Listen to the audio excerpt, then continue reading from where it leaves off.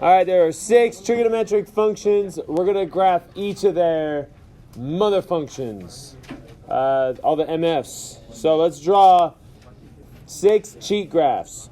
Now, when you guys are drawing your cheat graphs for your trigonometric functions, think about each trigonometric function split up into 4 sections. That kind of makes it easy. It's like it gives you a starting place. Do you guys remember what the period is of sine? No? Yeah, it's 2 pi. 2 pi. Okay. All right, so let me put my lines on all of these. I start with the last one, and then I go middle, and then I half each of these. So I do the last line, then I half it, and then I half each of those sections.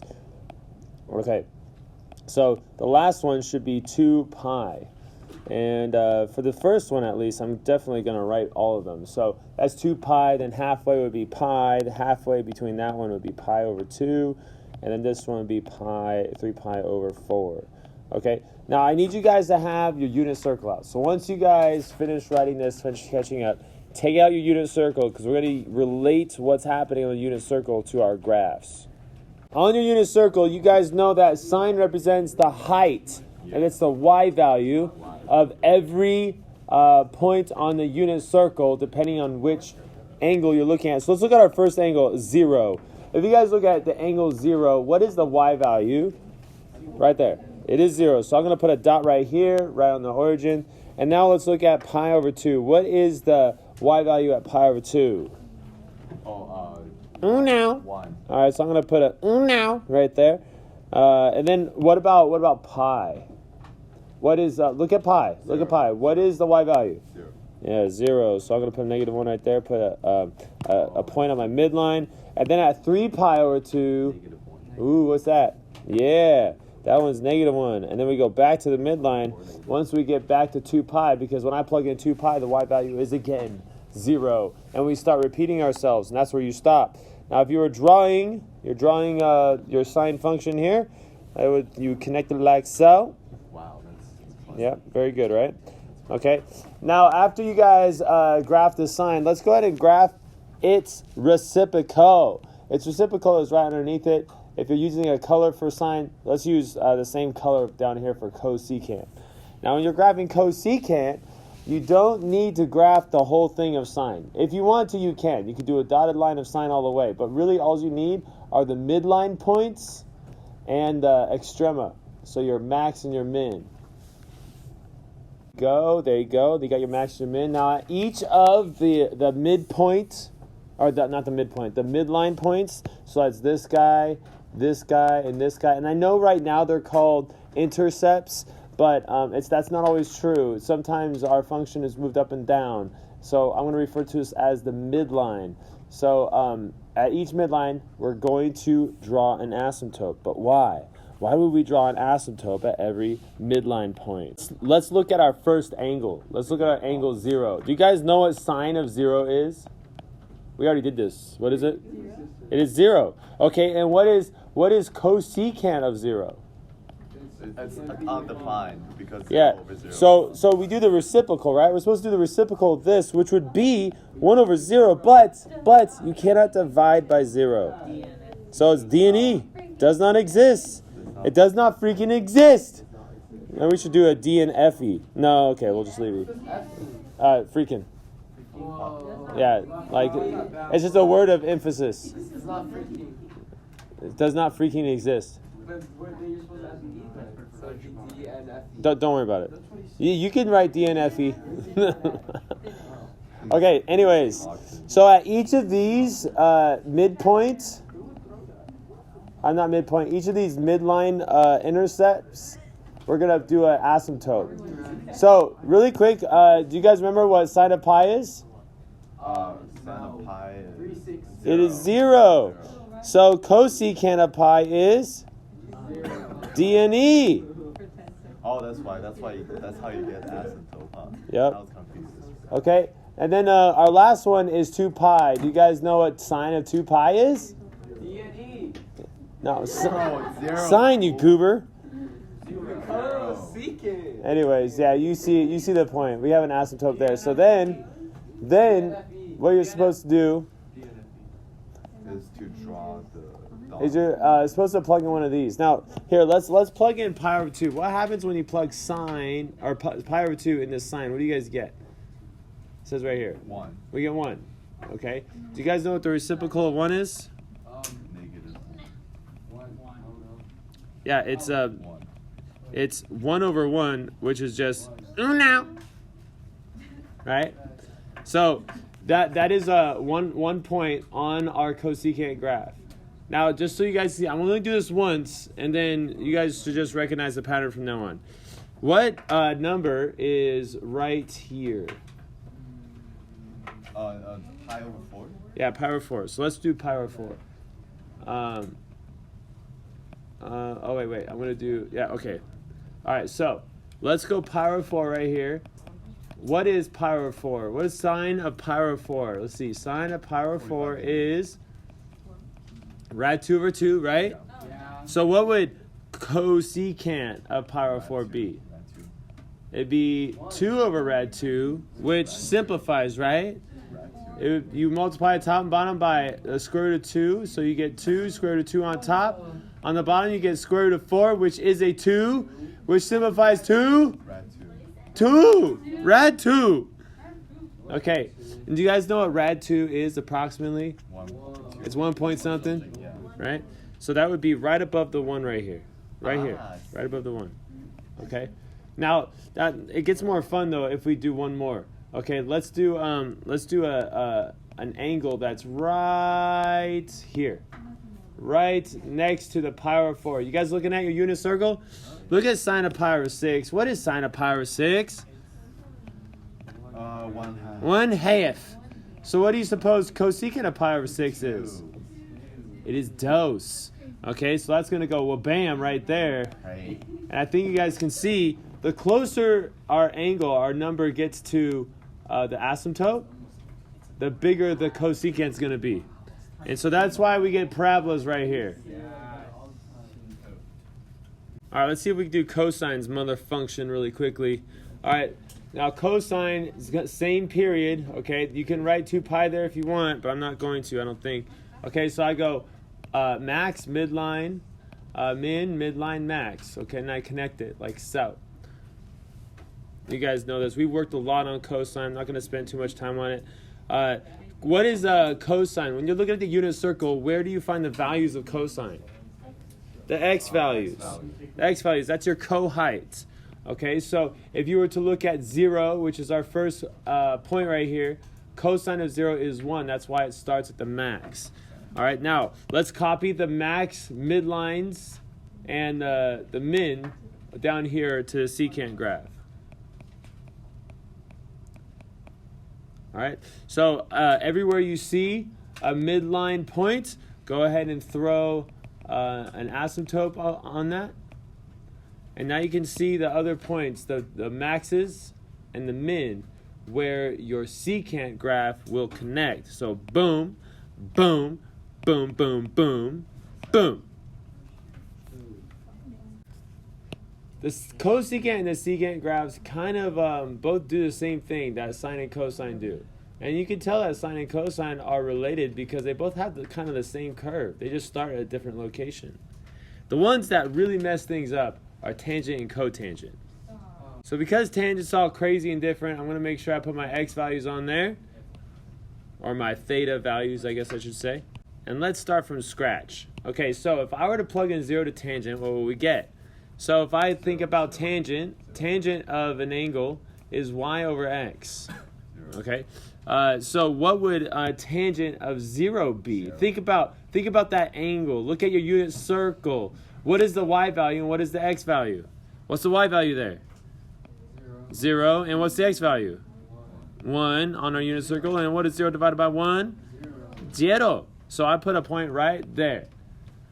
Let's look at pi over 2. Look at pi over 2. It's y divided by x. What is the y value? 1. The y value is 1. And what's the x value? 0. 0. Oh, snap. You know what that means? So it's a dotted line. Yeah, does not exist. So we're going to throw an asymptote right here. And then we hop over to pi. What is tangent of pi? What is the y value there? 0. 0. Look at the unit circle. What's the x value there? 0. -1. What is 0 divided by -1? It is 0. And so I gotta put a point right here. All right. 3 pi over 2. Do you guys think you know what that's gonna be? Undetermined. Do you know? What's the y value at 3 pi over 2? -1. It is -1. And what's the x value? 0. 0. Oh, snap. So we kind of should be noticing something here. Every time blank is 0, tangent is undefined. Every time what? X is 0, tangent is undefined. Everybody get that? Look at that. Look at that. See where cosine is 0? Right here and right here. That's where our asymptotes are on the tangent. Hey, cosine is your x on the unit circle. Okay, so now what I'm going to do is I like getting a complete period here. That's another thing about tangent. Tangent repeats himself after every pi, not every 2 pi. Cosine and sine and secant and cosecant, they repeat themselves after 2 pi. So their MF period is 2 pi. The MF period for tangent, pi. What's the distance from pi over 2 to 3 pi over 2? Do you guys know? It's pi. The same as cosecant. It's pi. Okay, so what I'm going to do is I'm going to pick a point right here. Can you guys look at your unit circle? You guys looking at it? What is the point between pi over 2 and pi? What's that x number right there? Pi is 3 pi over 4. It's 3 pi over 4? Yeah. So let's put 3 pi over 4 right there. You'll get -1. And let's plug that in. What is 3 pi over 4? What's the y value of 3 pi over 4? Look at 3 pi over 4. Square root of 2 over 2. Square root of 2 over 2. And what's the x value? Negative square root of 2 over 2. Negative square root of 2 over 2. What does that equal? -1. Negative. No. Isn't the same as secant? Almost.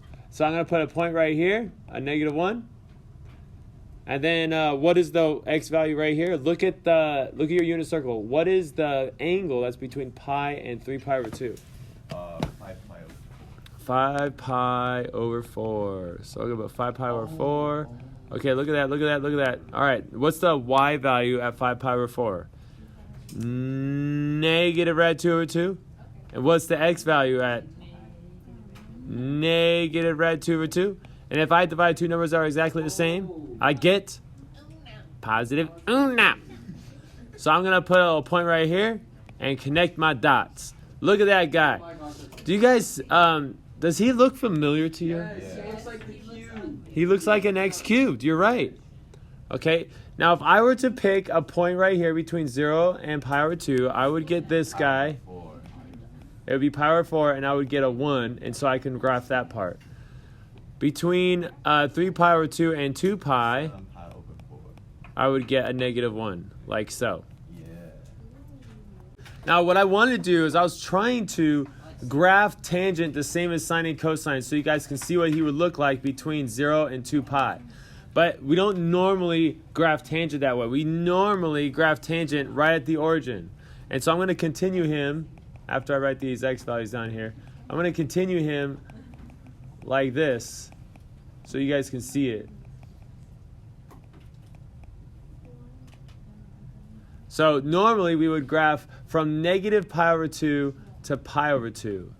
Which two quadrants go from negative pi over 2 to pi over 2? Can you guys look at your unit circle and visualize that? Which two quadrants go from negative pi over 2 to pi over 2? 4 and 1. Hey, that's important. 1 and 4. You guys got that?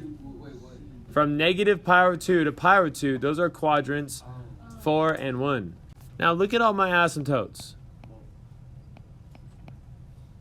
What do we notice about all these asymptotes? What does x equal at all these asymptotes? On our unit circle. What does x equal on our unit circle? Wait, which one? So at negative pi over 2, at pi over 2, at 3 pi over 2, what does x equal there? 0. And I guess I could have, instead of writing x, I could have written cosine of theta, right? That's the same as the x for our unit circle. Cosine of theta equals 0. The x equals 0 on the unit circle everywhere we have an asymptote for tangent. So what do you guys think is true for this guy down here, for cotangent? You guys remember what cotangent theta is? What is cotangent theta? Tangent is y divided by x. What is cotangent? X divided by y. So where are you going to find all the asymptotes for cotangent? On pi and 2 pi. Yeah, at pi And 2 pi. and 2 pi and 0. At each of these angles, if you're looking at your unit circle, y equals 0. So that's where your asymptotes are for cotangent. This really helps when you're trying to graph cotangent and tangent. If you know what their quotient identity is, then you can remember where the asymptotes go. All right, let's plug in some numbers here for cotangent. Let's plug in pi over 2. What do you get when you plug in pi over 2? Well, what's the x value at pi over 2? 0. And then the y value? 1. See the x and the y right there? And you're looking at your unit circle at the x and the y, so we get 0. So we put a point right here. Now let's do cotangent of pi over 4. Ooh. What's the x value at pi over 4? At pi over 4, what's our x value? Square root of 2 over 2. All right, so square root of 2 over 2. And then the y value? Square root of 2 over 2. Is everybody good? What's that? Uno. And then what about 3 pi over 4? Guys, look at 3 pi over 4. What is the x value at 3 pi over 4? Negative rad 2 over 2. And the y value? Positive rad 2 over 2, which would equal negative 1. So I put my points right there. Shebang. Shebang. Look at that. So how is cotangent different from tangent? There's two big differences. One, it flips. It goes from up to down, right? He goes down instead of going up. And then what else is the big difference between tangent and cotangent? There. Ooh, I like you said x-intercepts. You're right. I didn't think of that. I was thinking of the asymptotes. Yeah, that's what I was. But yeah, you can think of both. That's like on the same wavelength there. And so let's put our other points right here. There's cotangent. All right. So what is the period, guys? What's the period for tangent and cotangent? Pi. That's when it starts repeating itself. It does this from here to here, which is pi distance, and then it starts repeating itself. What's the period for these guys? 2 pi. 2 pi. So big difference there.